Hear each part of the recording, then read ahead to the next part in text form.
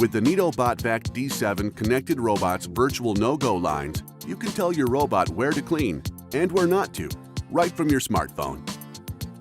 The first step is to create a floor plan by letting the robot clean the entire area you want it to map. Just tap the menu button, then tap My Floor Plan.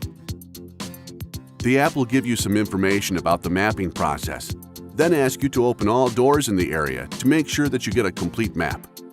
It's also important to remove any objects that could interfere with the cleaning so that your robot doesn't get stuck.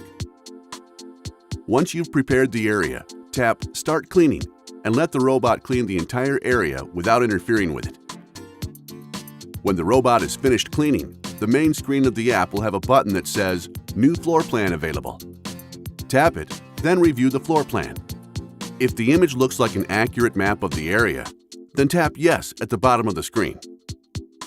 You can give your floor plan a name, then save it.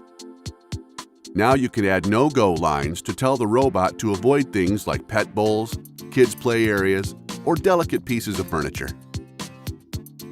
First, zoom in for a better look at the floor plan. Then draw one or more straight lines with your finger.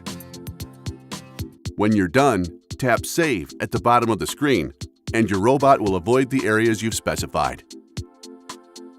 Remember to always start cleanings from the app to use the no-go lines.